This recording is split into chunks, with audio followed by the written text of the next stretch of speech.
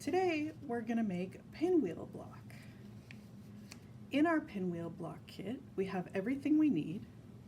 We have 4 white triangles and we have 4 colorful triangles. We have our pins and our needle. We've got some thread, and then we have our envelope to send back our finished block when we're all done. My booklet tells me that the first thing I want to do is draw my sewing lines. Because patchwork and quilting is typically sewn with a 1/4 inch seam allowance, which is pretty small and sometimes a little hard to eyeball. So I'm going to draw 1/4 inch lines all around the outside of my fabric pieces so I know where to sew. Here I have a quilting ruler, but you can use any kind of ruler that you like. You could even cut yourself a strip of cardboard that's a 1/4 inch wide and sort of use it as a little jig. The way to use my quilting ruler is to find the 1/4 inch line and to line that up with the bottom of my fabric. And then I can just draw my line with a pencil right along the edge. Just like so. Want to make sure my fabric stays in place and that it doesn't move. When I get to the end here, it wants to move a little bit. I just want to make sure I draw that line so that it's going to be visible when I'm done. Turn my fabric piece, line up the 1/4 inch line on my ruler, and draw along the edge. Gonna do the same thing for this side of my triangle, the hypotenuse of my triangle. Want to make sure to be a little bit careful when drawing this line. This line is cut on what we call the bias. The bias just means the diagonal. When we cut this line, it's the straight of how the fabric's woven. When we cut this line, it's the other straight way the fabric is woven. So when we cut on the diagonal, we call that the bias. And the reason we want to pay attention, you notice that my triangle keeps wanting to move a little bit, is because when you cut something on the diagonal, it's always a little bit stretchier. If I move this, that doesn't really stretch very much. If I tug at this, it doesn't really stretch very much. Whoa, but if I tug this side, you can see how much it stretches. So you want to be really careful not to stretch that edge any more than you need to.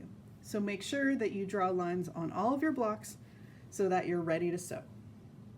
The next step is to make our half square triangle blocks. And a half square triangle block is called that because you have one triangle makes up half of your block, the other triangle makes up the other half of your block, and together, when you sew them together, they make a square. So this is called a half square triangle, or sometimes abbreviated HST. I'm going to turn these a little bit just to make it easier for me to work. And I'm going to put my colorful triangle on the bottom with the point of the triangle pointing down. And then my white triangle on the top with the corner, the 90-degree corner of the triangle pointing up. And then I'm going to flip that triangle right on top of its neighbor, and notice that my stitching lines are now facing me. Right? Remember that we always want to put the right or the front or the correct or the pretty side of the fabrics together so that when we sew our seam, we don't see the seam on the outside. So this is the front or the pretty side of my fabric. This is the front and the pretty side of my fabric. I know that because I've drawn the lines on the back side. So I'm going to flip it over and put the pretty side to the pretty side. I'm going to line up that long edge very carefully. And then I'm going to take my pins and I'm just going to put some pins in that edge to hold it. Remember that long edge is the edge that was cut on the diagonal, so it can be a little bit stretchy. And that's one reason I like to use pins when I do this, so that it doesn't stretch any more than it needs to. You can put your pins in any direction you like. Some people like to put their pins this way. I put mine perpendicular to my sewing lines because mostly just out of habit. So I have my triangles all pinned together and now I'm ready to sew. So now I'm going to use my needle and thread to hand sew these triangles together. I've gone ahead and I've threaded my needle and I've made a knot at the very end. And I'm just going to start, I'm going to start a little bit outside this corner. You can see there's a little overlap where my lines meet. But I'm actually going to start a little bit on the outside of that. I'm going to pull it all the way through and my knot stops it. And I can trim the tail of that knot, but I don't want to trim it right next to the knot because then the knot will unravel. So I'm going to trim it maybe 1/4 inch away,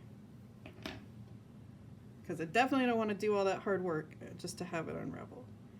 And then I'm going to come up from the back side right on that line.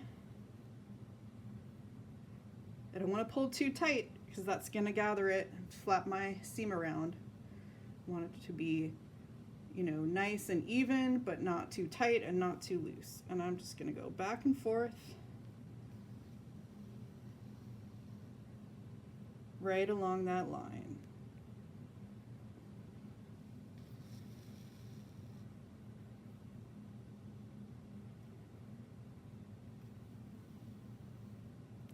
I'm going to try to make my stitches about 1/8 inch apart.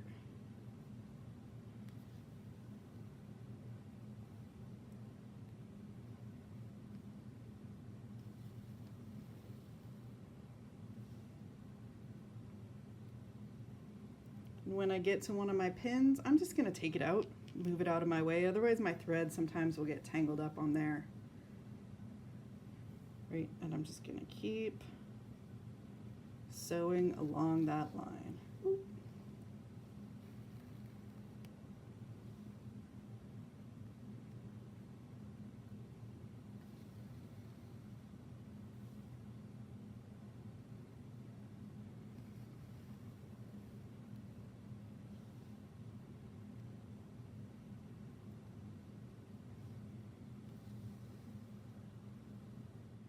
Okay, I'm coming to the end here, and you can see my pencil line's a little bit crooked, but we're just gonna improv. I'm gonna go past the corner just like when I started, past where those lines overlap,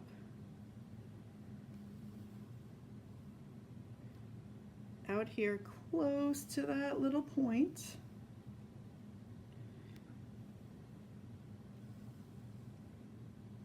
And it's hard to see my stitching on this side, but if we turn it on the colorful side, you can definitely see it a lot easier. And here I'm going to finish by making a knot, and you can make a knot any way that works for you. You can cut this thread and tie the two ends together. What I learned to do is to go up, put my needle through the last stitch, so it makes a little bit of a U shape. My little smile, my little U shape there. And then I'm going to come up under that U and through the loop and pull it tight. I did that once, see it's still a little bit loose, so I'm going to do it one more time.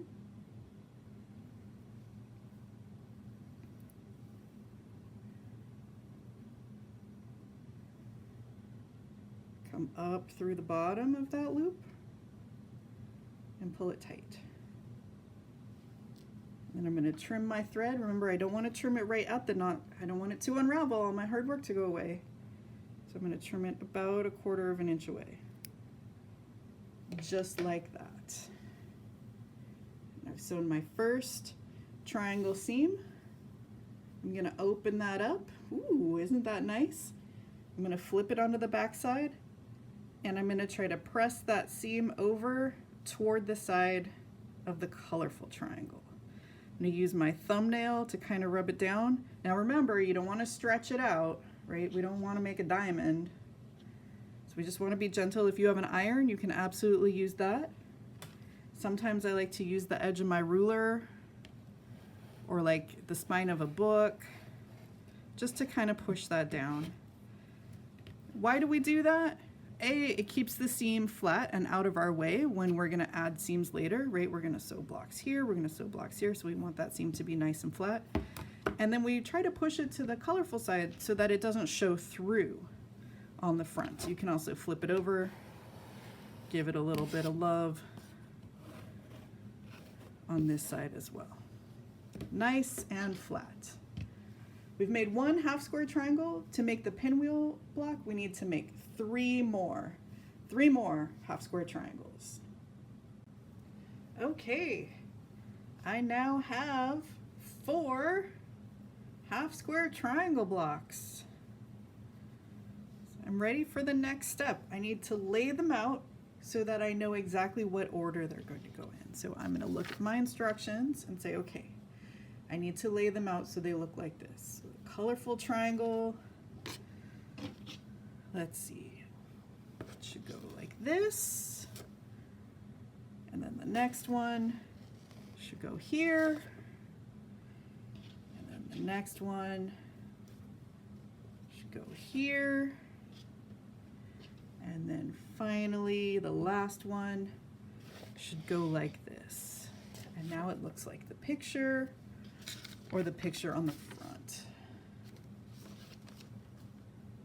I'm gonna work this as if it's 2 different rows. So this will be my top row, and I'm gonna join them together right here. This will be my bottom row. I'm gonna join them together right here.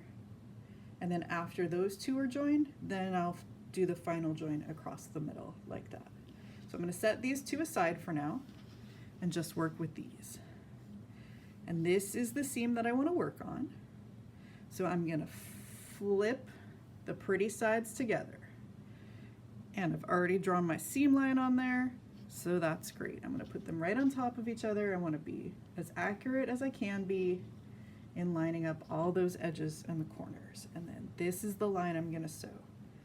Once again, I'm gonna use my pins to hold it together.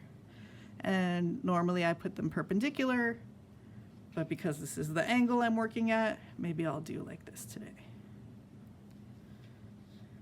I'm just gonna put my pins in across my top row like that. I'll get that pinned up. And then I can do my bottom row the same way. I'm gonna take this just like a book, right? Like I'm closing the front of my book, flip it over. Line up all the edges as accurately as I can. Put a couple of pins in.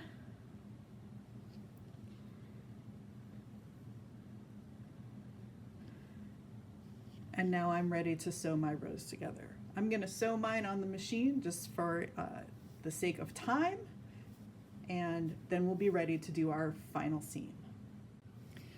We've finished sewing the seam all the way across our block.